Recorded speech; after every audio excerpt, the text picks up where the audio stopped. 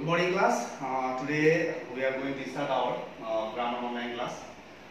Grammar online class में yesterday आप लोगों को ग्रामर के विषय में बताया गया था। तो ग्रामर का डिफिनेशन और उसका थोड़ा सा डिटेल्स गए थे, जो डिटेल्स आप लोग को जरूरी था। और ग्रामर क्या है उसके बारे में बेसिक लिए हम लोग उसको कल पढ़े थे। तो उसके बाद today we are going to start our second revision class. इसको रिवीजन क्लास ही बोलेंगे क्योंकि पार्ट्स ऑफ स्पीच जो है वो बेसिक चीज है जो हम लोग को जानना necessary. So we need to know the parts of speech. Parts of speech के बारे में आज पढ़ेंगे। तो ग्रामर के बारे में थोड़ा सा आपको समझा दे। तो ग्रामर बताया गया था कि ग्रामर क्या है। ग्रामर सही ढंग से लिखना और सही ढंग से बोलना और किसी चीज को सही ढंग से उच्चारण करना को ही ग्रामर कहा जाता है। ग्रामर उसी के बेस पर चलता है और उसी के हिसाब से ही हम लोग अभी पढ़ाई करेंगे। तो ये क्लास जो है आपको बेसिक पहले पढ़ाया जा रहा है, उसके बाद आपको चैप्टर वाइज उसको पढ़ा दिया जाएगा। और एक चीज information for the students, you should have to make a fair copy grammar का separate. You have to make fair copy of grammar separately and then उसको व्हाट्सएप पे आपको उसको कंप्लीट करके फेयर कंप्लीट करके सेंड करना है। Okay, let's start then. What is parts of speech? Parts of speech क्या है ना? पार्ट्स ऑफ स्पीच जो होता है, पार्ट्स ऑफ स्पीच मुख्य हम लोग कोई भी सेंटेंस बोलते हैं, कोई भी वाक्य बोलते हैं तो उसमें पार्ट्स ऑफ स्पीच होता है। उसको एक एक पार्ट्स ऑफ स्पीच को हम लोग एक एक वर्ड को तोड़ के देखेंगे, एक एक वर्ड को निकाल के देखेंगे तो पार्ट्स ऑफ स्पीच हमको लोग को समझ आएगा। उसमें वर्ब होता है, उसमें नाउन होता है, उसमें प्रोनाउन होता है, एडजेक्टिव होता है, प्रीपोजिशंस होता है, उसमें कंजक्शन भी होता है, इंटरजेक्शंस होता है। इसी को पार्ट्स ऑफ स्पीच कहा जाता है। उसी को लेकर हम लोग पढ़ेंगे। यहाँ पर मैंने बोर्ड पे लिखा हूँ कि पार्ट्स ऑफ स्पीच का डिफिनेशन वेरी सिंपली उसको यहाँ पर पार्ट्स ऑफ स्पीच का बहुत प्रकार के डिफिनेशन हो सकता है, लेकिन यहाँ पर जो डिफिनेशन दिया गया है एज मच एज सिंपल करके दिया गया है। So you should know the parts of speech definition first of all. Parts of speech इसको रीडिंग करके मैं बता दे रहा हूँ, आप लोग को ध्यान देकर इसको सुनेंगे और इसको यूट्यूब में देखेंगे। तो A parts of speech or word class describe the functions a word or phrase has in a sentence। यहाँ पर पार्ट्स ऑफ स्पीच दिया गया है। पार्ट्स ऑफ स्पीच जो होता है शब्द, उसका विश्लेषण डिस्क्राइब करते हैं हम लोग। उसको क्या करते हैं हम लोग? डिस्क्राइब करते हैं किसी वर्ड को। जैसे कि पार्ट्स ऑफ स्पीच में एक सेंटेंस बोले Ram is good boy, Ram is a good boy. Ram noun है। राम क्या है? नाउन है ना? नाउन यानी कि वो नाउन आ जाता है। इज वर्ब है, वो वर्ब में आ जाता है।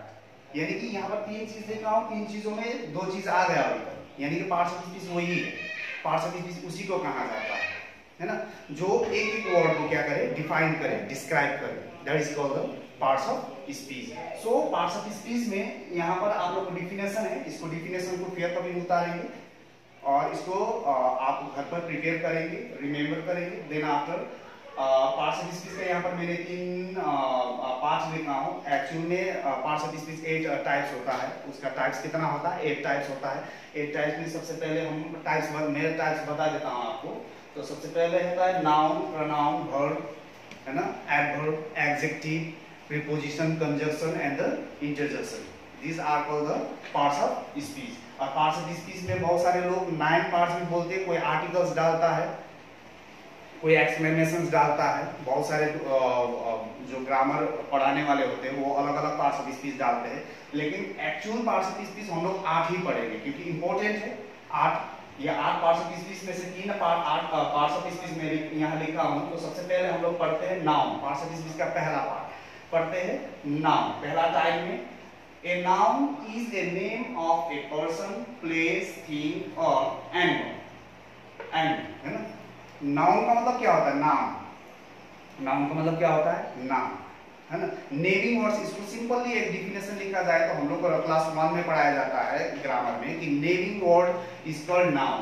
नेमिंग वर्ड इसको नाउन, जिसका नाम होता है उसको नाउन बोला जाता है। जैसे कि किसी व्यक्ति का, पर्सन किसी प्लेस का यानी स्थान का, किसी स्थान का, जैसे कि कोई स्थान व्यक्ति का नाम लेंगे, राम, श्याम, घनश्याम, कोई भी नाम लेंगे, है ना, वो व्यक्ति का नाम, अभिषेक, अमिताभ, कुछ भी लेंगे तो वो नाम हो गए, यानी वो नाउन में आ जाता है ना। और उसमें प्लेस यानी स्थान, स्थान क्या होता है, स्थान जो होता है वो जगह का नाम है, किसी स्थान का नाम है। जैसे कि हम लोग का स्कूल जो है चैता रेवाड़ी, है ना, रेवाड़ी, सुपौल रेवाड़ी, समस्तीपुर बिहार, है ना, पटना, ये प्लेस का नाम होगा, वो नाउन में आता है।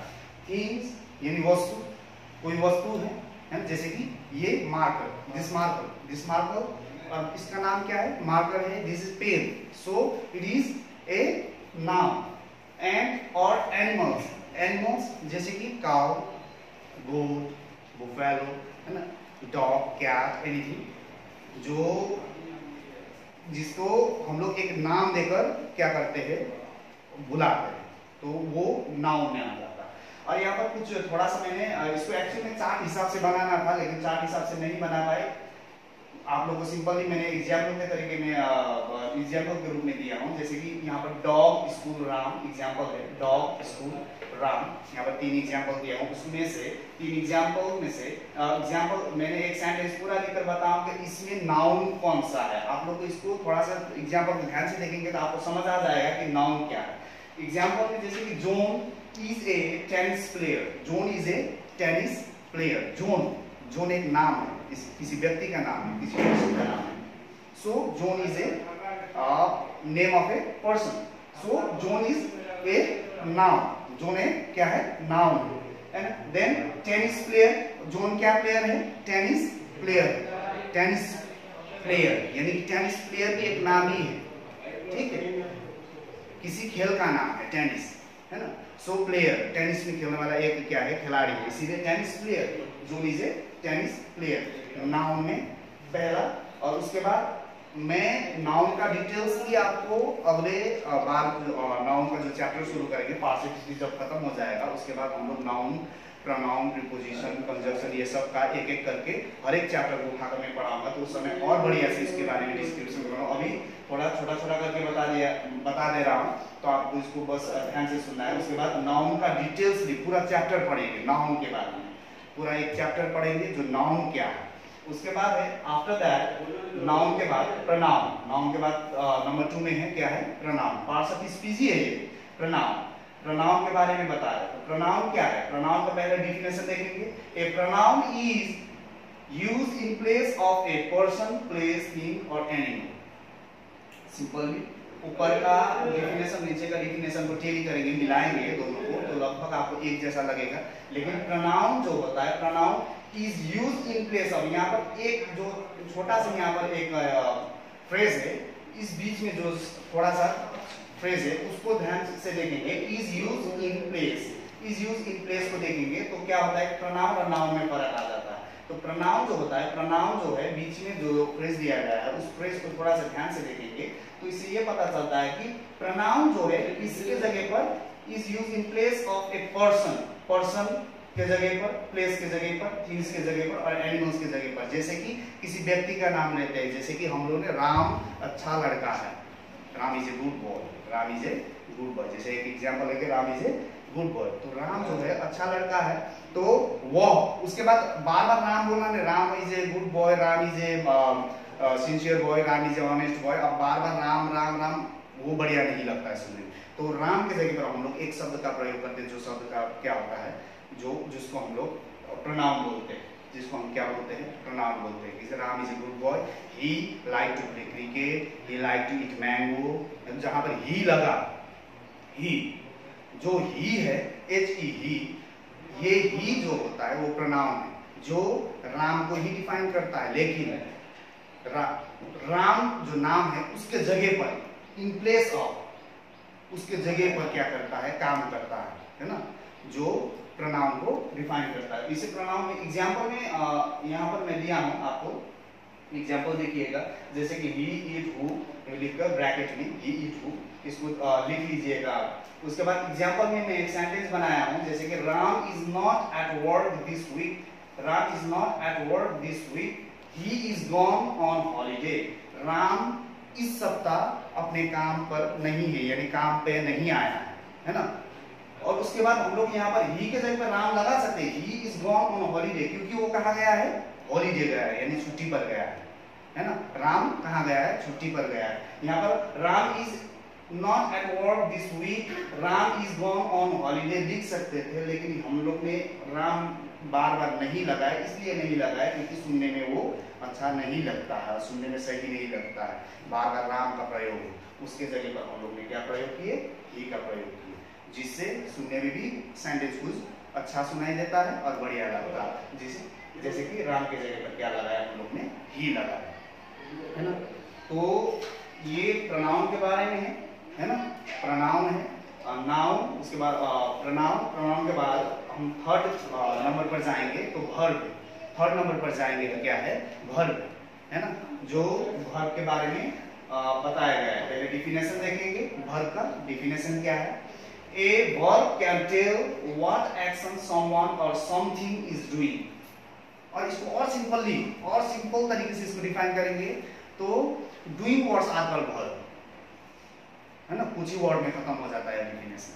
Doing words are called verb, ये क्लास 1 में पढ़ाया जाता है, क्लास 1 के ग्रामर में मिलेगा ये सब, क्लास 1 2 के बच्चे सब पढ़ते हैं doing words are called verb. लेकिन थोड़ा सा स्टैंडर्ड बढ़ गया आप लोगों का, तो इसी के हिसाब से थोड़ा सा डिफिनेशन इसको इलाबोरेट करके आप लोगों को इसको थोड़ा सा इलाज करके बता दिया हूँ। तो a verb can tell what action someone or something is doing, कोई वस्तु या कोई व्यक्ति या कोई लोग क्या काम कर रहा है उसको दर्शाता है। जो शब्द उस चीज को दर्शाता हो कि कोई काम कर रहा है। जैसे कि बोलेंगे कि PT Usha is running, PT Usha is running, जैसे कि एग्जांपल में एक लेंगे, पीटी उषा इज रनिंग। यहाँ पर रनिंग जो होता है, रनिंग यानी दौड़ने का काम हो रहा है। रनिंग शब्द जो है वो क्या दर्शाता है, एक वहां पर कार्य हो रहा है, एक क्रिया हो रहा है। क्या क्रिया हो रहा है, क्या कार्य हो रहा है, वहां पर दौड़ने का कार्य हो रहा है, यानी रनिंग। रनिंग शब्द जो है ये वर्ब है, जहां पर कोई एक्शन हो रहा, जहां पर कोई एक्शन हो रहा, कोई काम हो रहा, उसको वर्ब कहा जाता है। उस शब्द को क्या कहा जाता है, वर्ब कहा जाता है। तो उसी के हिसाब से जैसे कि एक्शन से ही समझ आ जाता है हम लोग को वर्ब क्या है, doing words are called verb. कोई कार्य कर रहा है उसी को वर्ब कहा जाता है। कोई शब्द का, जैसे कि एग्जांपल में मैंने यहाँ पर 3 एग्जांपल दिया हूँ, जैसे कि रन, प्रॉमिस, गो, रन, प्रॉमिस, गो। तो यहाँ पर रन, प्रॉमिस और गो ये शब्द जो होता है, जैसे कि दौड़ना का तो मैंने बता दिया, उसी तरीके से प्रॉमिस हो गया, गो हो गया, ये शब्द जो है ये वर्ब में आता है। और एग्जांपल में सिंपल तरीके से example, let's sing last verse again, let's sing last verse again. यहाँ पर क्या बताया, फिर अंतिम वाला वर्स जो होता है, अंतिम वाला जो अंतरा है उसको फिर गाएगा, है ना। Let's sing the last verse, है ना, लास्ट वर्स फिर एक बार क्या करेंगे, रिपीट करेंगे। सिंग, SING, सिंग यानी क्या होना, क्या करना, गाना, गाना, है ना, गाना। तो क्या होता है कि सिंग जो है वो गाना है, यानी कि कोई व्यक्ति क्या कर रहा है, गाने का काम कर रहा है, यानी गीत गाने का काम कर रहा है, गाना गाने का काम कर रहा है, इसीलिए सिंग का प्रयोग हुआ है यहाँ पर। Let's sing the last verse again. जो इसमें जो सिंग शब्द है वो वर्ब है। यहाँ पर मैं सभी में अंडरलाइन किया हूँ, जैसे कि शुरुआत में नाउन में भी अंडरलाइन किया हूँ और प्रोनाउन में भी अंडरलाइन किया हूँ और वर्ब में भी अंडरलाइन करके दिखा दिया हूँ कि वो शब्द कौन सा है, प्रोनाउन कौन सा है, नाउन कौन सा है और वर्ब कौन सा है, उसको अंडरलाइन करके दिया हूँ। आप लोग को इससे इतना समझ आ जाना चाहिए कि ये क्लियरली कि नाउन कौन सा है, प्रोनाउन कौन सा है और वर्ब कौन सा है। ओके देन क्लास, उसके बाद नंबर 3 के बाद, यानी कि नंबर 3 में जो वर्ब पढ़े थे, अभी हम लोग नाउन, प्रोनाउन और वर्ब के विषय में पढ़ चुके हैं। उसके बाद पार्ट्स ऑफ स्पीच में adjective, adverb, preposition, conjunction and interjection के बारे में पढ़ेंगे। तो ये कुल मिला के हम लोग का 8 पार्ट्स ऑफ स्पीच हो जाता है, जो ग्रामर में इंपॉर्टेंट, जो व्याकरण में बहुत ज्यादा इंपॉर्टेंट है, नेसेसरी है। So let's start.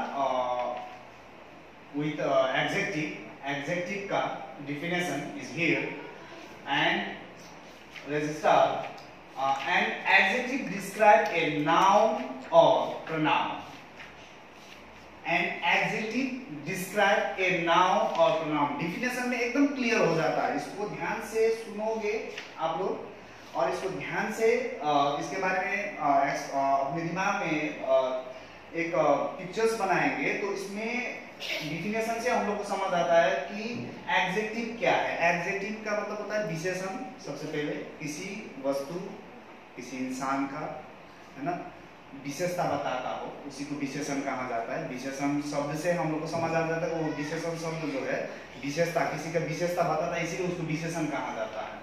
तो एडजेक्टिव वही है जो नाउन या प्रोनाउन का विशेषता बताता हो। जैसे कि एग्जाम्पल में एक एग्जाम्पल यहाँ पर दिया गया है, वो एग्जाम्पल को देखेंगे तो what a beautiful flower. Flower जो है नाउन है, फ्लावर क्या है, नाउन।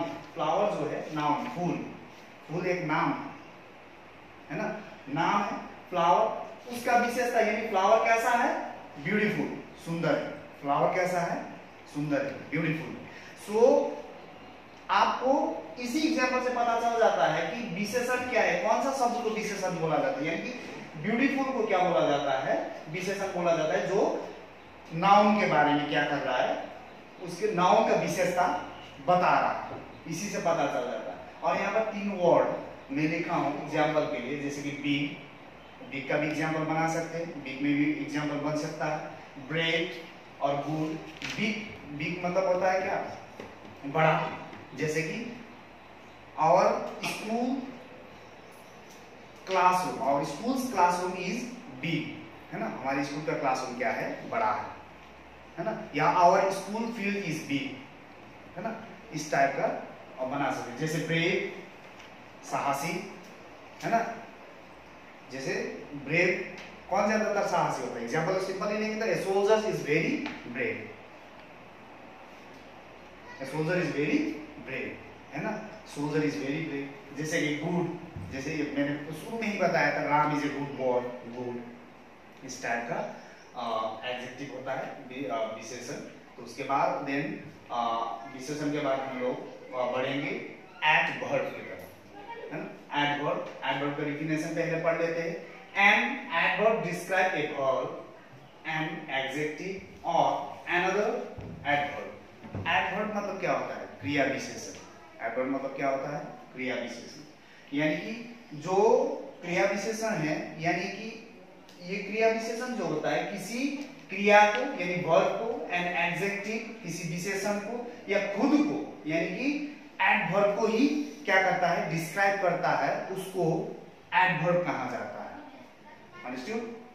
सो इसमें बहुत ज्यादा दिमाग लगाने की जरूरत नहीं, बहुत सिंपल तरीके से डिफिनेशन को देखेंगे तो डिफिनेशन से आप लोगों को समझ आ जाएगा। So let's move towards the example, badly, never, almost, है ना।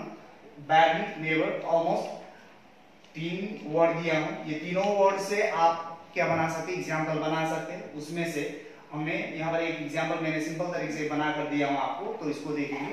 तो he ran quickly to the building, he ran quickly to the building। यहाँ पर वो बहुत जल्दी जल्दी में बिल्डिंग की तरफ क्या करता है, भागता है ना। क्विकली, क्विकली यानी जल्दी में, क्विकली यानी जल्दी में, है ना। जो क्विकली शब्द है, जो अंडरलाइन शब्द है, इसको देखेंगे, ये अंडरलाइन वर्ड को देखेंगे तो ये क्विकली जो है ये एडवर्ब है ना। एडवर्ब इसको कहा जाता है। उसके बाद प्रीपोजिशन में जाते हैं। Let's move towards the preposition. Number 6 में प्रीपोजिशन है। प्रीपोजिशन क्या है, first of all let's define the preposition. A preposition is a word which shows the relation between a noun or a pronoun and some other word in a sentence। preposition relation, संबंध दिखाता है किसी शब्द के बीच में, है ना, या नाउन या प्रोनाउन के बीच में, सॉरी, है ना, या नाउन के बीच में जो आपको सेंटेंस में हो, या तो किसी अदर वाक्यों के बीच में, अदर सेंटेंसेस के बीच में रिलेशन दिखाता है, संबंध दिखाता है, उसको क्या कहा जाता है? प्रीपोजिशन कहा जाता है। प्रीपोजिशन में डिफिनेशन से आपको क्लियर हो जाता है। तो उसके बाद यहाँ पर एग्जाम्पल में आते हैं। तो एग्जाम्पल में एबव, एट, फ्रॉम। उसके बाद एग्जाम्पल क्या दिया गया है? There is a light on the table, there is a light on the table. अब यहाँ पर प्रीपोजिशन कौन सा है? प्रीपोजिशन यहाँ पर ऑन। प्रीपोजिशन यहाँ पर क्या है? ऑन। यहाँ पर अब प्रीपोजिशन कैसे ऑन हुआ?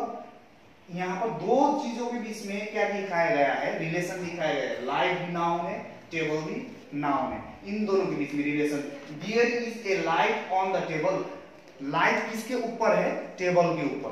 लाइट किसके ऊपर है? टेबल के ऊपर। ऑन यानी कि टेबल के ऊपर है, ऑन। इसीलिए टेबल और लाइट के बीच में रिलेशन, संबंध बन रहा है दोनों के बीच में। इसीलिए दोनों के बीच में संबंध बन रहा है, इसलिए यहाँ पर ऑन जो होता है वो प्रीपोजिशन कहलाएगा। Understood? Then after preposition conjunction. Conjunction जो होता है, कंजंक्शन क्या है? अब कंजंक्शन का डिफिनेशन डिफाइन करते हैं पहले। A conjunction joins together single words or group of words in a sentence. Conjunction जो होता है किसी सिंगल वर्ड्स को जोड़ने का काम या किसी शब्द के समूह को जोड़ने का काम करता है, उसको क्या कहा जाता है? कंजंक्शन कहा जाता है। जोड़ने का काम करता है। जैसे कि एग्जांपल से समझ आ जाएगा, जैसे एंड का प्रयोग बहुत ज्यादा करते हैं, जैसे कि राम एंड सैम, है ना, इस टाइप का एंड का प्रयोग बहुत ज्यादा करते हैं, इसको कंजंक्शन बोला जाता है। एंड, और, बिकॉज, ये जो है कंजंक्शन में आता है ना। और उसके बाद एग्जांपल, यहाँ पर मैं एक एग्जांपल लिखा हूं। यहाँ पर एग्जांपल में he looks so happy because he won the race। वो बहुत ही खुश दिखाई दे रहा था क्योंकि वो बहुत खुश दिखाई दे रहा था क्योंकि उसने क्या जीता था? रेस जीता था, दौड़ जीता था, है ना, इसीलिए वो बहुत खुश दिखाई दे रहा है। अब जहां पर हिंदी में क्योंकि लगा तो उसमें बिकॉज का जो प्रयोग है हम लोग ने इंग्लिश में दो वाक्यों को, यहाँ पर इस एग्जांपल में ध्यान से देखेंगे आप लोग तो यहाँ पर दो वाक्य मिलेगा आपको, ठीक है, दो सेंटेंस मिलेगा, टू सेंटेंसेस मिलेगा। ये टू सेंटेंस जैसे कि he looks so happy एक सेंटेंस हुआ और he won the race दो सेंटेंस हुआ। ये दो सेंटेंस को मिलाने का काम कौन कर रहा है? बिकॉज शब्द कर रहा है, इसीलिए इसको कंजंक्शन कहा जाता है ना। Then after conjunction let's move towards our last parts of speech, that is interjection. Interjection क्या है? अब इंटरजेक्शन जो होता है ये इसके अंत में हिंदी में कहा जाए तो विस्मयदी बोधक चिन्ह लगता है जो उल्टा आई की तरह होता है, ठीक है। जो चिन्ह यहाँ पर मैं एग्जांपल में दिखाया गया हूं, जैसे कि अहम, आह और गश, ये तीन शब्द, अहम, आह और गश, ये तीन शब्द जो दिया गया है, इसमें मैंने यहाँ पर जो एक्सक्लेमेटरी, इंग्लिश में इसको बोला जाता है एक्सक्लेमेटरी साइन कहा जाता है, हिंदी में कहा जाता है विस्मयदिबोधक चिन्ह कहा जाता है। तो ये तीन जो शब्द है, ये तीनों शब्द में लगाया गया है जो इंटरजेक्शन का मेन साइन है, जिससे इंटरजेक्शन पता चलता है हम लोग, है ना। जो इंटरजेक्शन में हम लोग को इंटरजेक्शन क्या है उसको पता करने में ये चिन्ह बहुत ही ज्यादा हम लोग को लाभ देता है। सबसे पहले इसका डिफिनेशन डिफाइन करते हैं। Define the definition. And interjection express a strong feeling और इमोशन। स्ट्रॉन्ग फीलिंग और इमोशन हम लोग का भावना किसी के ऊपर प्रकट करते हैं, रोना, हंसना, है ना, चिल्लाना, चीखना, है ना, और किसी के ऊपर प्राउड फील करना, है ना, कि वो बहुत ही अच्छा लड़का है, ये है वो है, दुनिया भर का हम लोग इस तरीके का प्रयोग करते हैं। नहीं वो उसने ये किया, किसी का क्या करते हैं? प्रशंसा करते हैं, प्राइजिंग करते हैं। So this all things is form in interjection. Like example में देखें, hurray, he already graduated. Hooray, he already graduated. I have already graduated. यहाँ पर गिव दिया गया है I भी, तो इसको शॉर्ट फॉर्म में दिया गया है। I और have का प्रयोग है ये, अपॉस्ट्रोफी कॉमा अपॉस्ट्रोफी देकर इसको क्या किया गया है, शॉर्ट फॉर्म में लिखा गया है। तो hurray I have already graduated, यहाँ पर ग्रेजुएट किया है उसने, ग्रेजुएशन उसका होगा, इसीलिए वो उत्साह में क्या कर रहा है, हुर्रे, है ना। जैसे कि ब्रावो, शाबाश, हम लोग हिंदी में बोलते हैं शाबाश, बहुत अच्छा काम किया, है ना, उसको इंग्लिश में क्या बोला जाता है, ब्रावो, है ना। जैसे कि गॉस, गॉस का प्रयोग होता है, Gauss, oh my God, normally अभी प्रयोग होता है, अभी बहुत सभी लोग प्रयोग करते हैं, oh my God, this sentence, उसी को हम लोग क्या बोलते हैं, गॉस, थोड़ा सा नॉर्मल तरीके से आह, यानी कि दुख में इस टाइप का शब्द जो होता है वो इंटरजेक्शन कहा जाता है। Okay, then class we have completed our parts of speech. Parts of speech का 8 थोड़ा सा रिपीट कर देते हैं। पहले क्या है, नाउन, उसके बाद प्रोनाउन, उसके बाद वर्ब, उसके बाद है adjective, adverb, preposition, conjunction and interjection, यानी 8 पार्ट्स ऑफ स्पीच हम लोग ने पढ़ लिए, उसका डिफिनेशन भी पढ़े, उसका एग्जाम्पल भी हम लोग ने पढ़े। इसको आई होप कि आप लोग घर पर इसको बढ़िया से तैयारी करेंगे, इसको एक बार रिवाइज करेंगे कॉपी में लिखकर। इंग्लिश का फेयर कॉपी जो है आपको अलग से बनाना है ना, फेयर कॉपी अलग से बनाएंगे और उस फेयर कॉपी को ये जो है कंप्लीट करके आप व्हाट्सएप ग्रुप पे क्या करेंगे, सेंड करेंगे। Okay, this was for today. Thank you. Have a nice day.